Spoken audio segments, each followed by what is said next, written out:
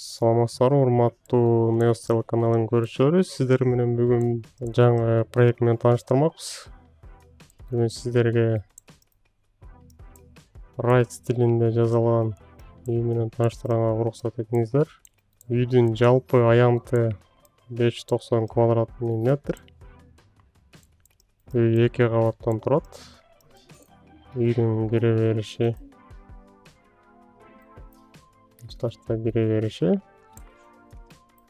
Үйгө пандус каралган. Коляска менен чыгып түшкөнгө оңой болсун деп. Үйдү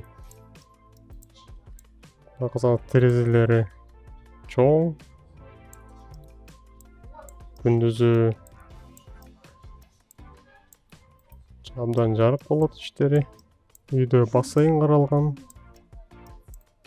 Бассейн жана алардын жанында парилка, сауналар бар. Тренажерный зал каралган. Бассейндин үстү айнек. Суга түшүп жатканда асманды көрүп түшсөңүз болот. Үйдүн планы менен тааныштырып кетсем. Үйдүн биринчи этажында үйдөн киргенде тамбур бар. Тамбурдан холлго өтөбүз. Холлдун сол жагында кухня, гостиный бар. 1. Ошол эле кухнянын гостиныйында кладовая каралган. Кухняга жакын. Кухня кладовойдон ары өтсөңүздөр, түз өтсөңүздөр биякта ачык террасага өтөбүз. Бул коридор менен калган. Коридордун ачык террасадан ички корого өтсөңүз болот. Холлдон сол жагында тепкич каралган 2 этажга. Жана ошондой эле коридордон эң биринчи эшиги биякта телине каралган, от жаккан. Андан кийинки бөлмө бул жатып уктоочу бөлмө, өзүнүн душ туалети менен. Андан кийинкиси кир жуучу бөлмө. Андан кийинки бөлмөгө кирсеңер, уктоочу бөлмө каралган, өзүнүн душ совмещенный. Андан кийинки бөлмө уктоочу бөлмө, өзүнүн кийинки бөлмө уктоочу бөлмө. Андан кийинки бөлмө болсо тренажерный зал. Андан кийинкиси болсо бассейн.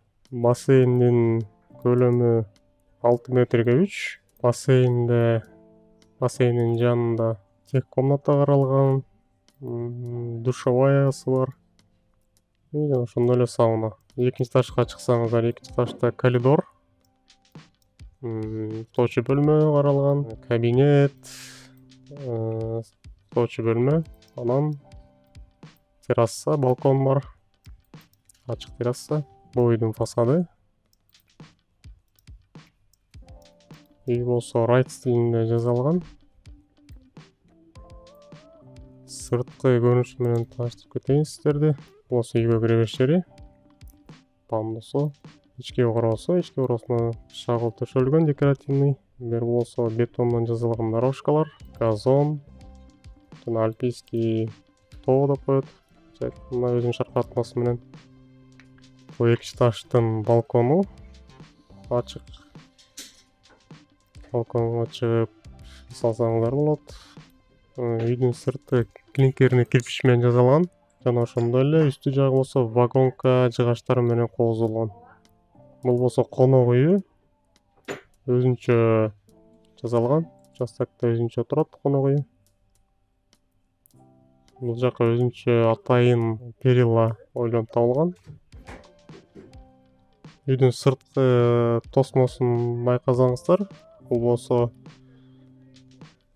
жашылча өсүмдүктөр менен өстүрүлгөн. Машина токтоочу жай, ички коронун ичи, терезелерде ролошторлор каралган. Бир жака кеткенде буларды алыстан туруп эле жаап койсоңуздар болот. Үй терезе эшиктин баары жабылат. Участок 14 соток. Үй шаарыбыздын аябай кооз жерине жайгашкан. Тегеретте тоолор курчап турат. Ушундай проект болду. Каналга катталыңыздар. Комментарий жазыңыздар. Сизге жакса, өзүнүн оюңузду калтырып кетиңиз. Кандай жерин кошмоксуз, кандай жерин алмаксыз. Сиздин оюңуз өтө маанилүү.